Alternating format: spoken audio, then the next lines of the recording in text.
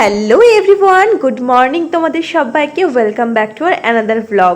আমার দিনটাই শুরু হয় বেলা 10টা থেকে। এত চেষ্টা করি যে না একটু সকাল সকাল ঘুম থেকে ওঠার চেষ্টা করব, কিন্তু আর হয়ে ওঠে না।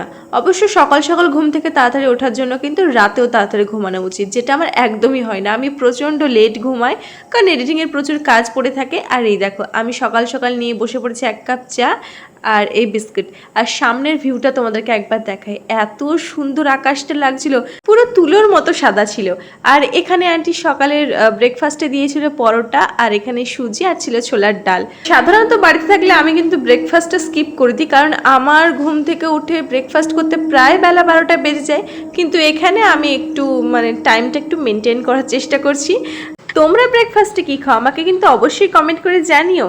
সকালবেলা কিন্তু এই পরোটা, লুচি এগুলো খেতে কিন্তু খুব ভালো লাগে, তবে প্রতিদিনের জন্য কিন্তু একদমই ঠিক নয়, আনহেলদি।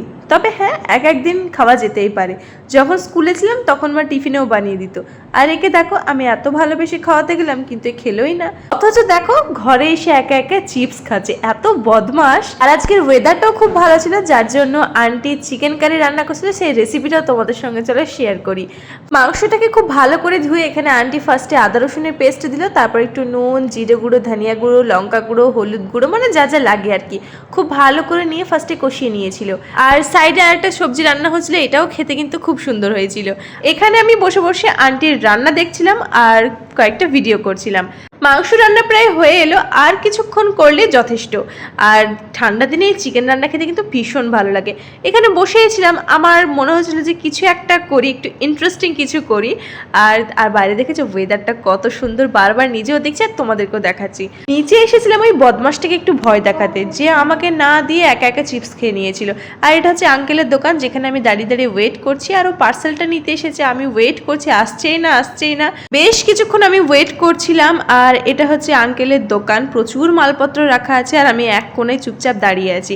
আর ওর অরিজিনাল ভয়েসটা আমি তোমাদের সঙ্গে শেয়ার করছি। ও ভয় পেয়ে কতটা শকড হয়ে গিয়েছিল।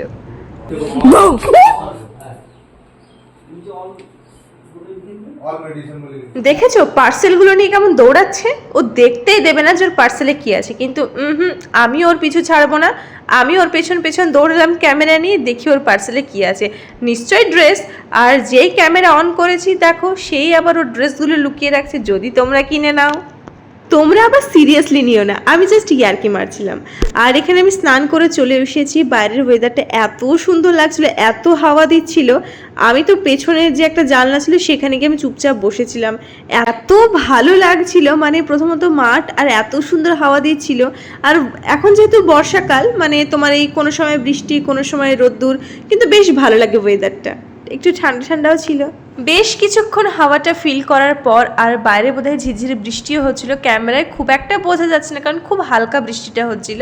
আর এইদিকে আন্টির রান্না হয়ে গিয়েছে। চিকেনটা তোমাদেরকে একবার ফাইনাল লুকটা দেখিয়ে দিচ্ছি। এত ইয়াম্মি লাগছিল দেখতে, খেতেও কিন্তু খুব সুন্দর হয়েছিল।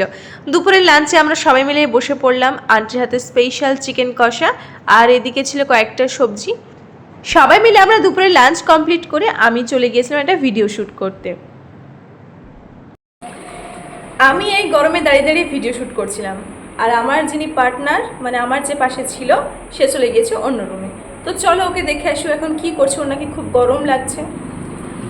সত্যি বলতে আমি একটু ঘেমে গেছিলাম, একটু তো গরম আছে। তো চলো, আমি ভাবলাম কোথায় আমাকে একটু হেল্প করবে, তা না, সে যে কোথায় গিয়ে পড়ে আছে সেটা এখন আমি খুঁজতে বেরোচ্ছি। আসলে এতগুলো রুমের মধ্যে আমি ওকে খুঁজেই পাই না যে ও ঠিক আছে কোথায়। তারপর এখানে এসে দেখি ও এখানে পাগলের মতো ঘুমাচ্ছিল, তাই ওকে ডিস্টার্ব না করে আমিও চলে গেলাম ছাদে ভিডিও শ্যুট করতে। আমি এসেছি ছাদে ভিডিও করতে, আর এত সুন্দর লোকেশন, তোমরা জাস্ট একবার লোকেশনটা দেখো, এত অপূর্ব। আর আজকের ওয়েদারটা এত সুন্দর, তার সাথে আকাশটাও তোমরা দেখতে পাচ্ছ, ওদিকে রেনবো উঠেছে। যাও তোমাদেরকে আমি ভালো করে দেখাচ্ছি। আর ভিডিও শ্যুট তো করছি, কিন্তু এই ভিউটা না নিয়ে আমি সত্যিই পারলাম না, তোমাদের সঙ্গে আমি শেয়ার করি। এই দেখো রেনবো উঠেছে, তোমরা বুঝতে পারছো রেনবোটা? এই দেখো এত সুন্দর লাগছে লোকেশনটা, তোমরা একবার দেখো। আমার এখানে ভিডিও শ্যুট করা কমপ্লিট হয়ে গিয়েছে। আমি চুলটাকে ঠিক এইভাবে বেঁধে নিয়েছি। তো চলো এখন নিচে যাওয়া যাক, আর এগুলো চেঞ্জ করবো। আর তোমাদেরকে আমি একবার জাস্ট আকাশটা দেখাচ্ছি, এত অপূর্ব লাগছে দেখতে, জাস্ট লুকিং লাইক আ ওয়াও। তো এখন নিচে যাওয়া যাক, নিচে গিয়ে তোমাদের সঙ্গে দেখা হচ্ছে। নিচে এসে দেখি যে গরমা গরম জিলাপি নিয়ে এসেছিল, যেহেতু উল্টো রথের মেলা চলছিল। তোমরা রথের মেলায় কেমন কি এনজয় করলে আমাকে অবশ্যই কমেন্ট করে জানিও। আর জিলিপিগুলো এত মুচমুচে ছিল, এত ক্রিস্পি ছিল, সত্যি আমার জিলিপি ভীষণ ভালো লাগে খেতে। তারপর নিচে এসেছিলাম ওই বদমাসটাকে খুঁজতে, বাট ওকে আমি দেখাই পেলাম না।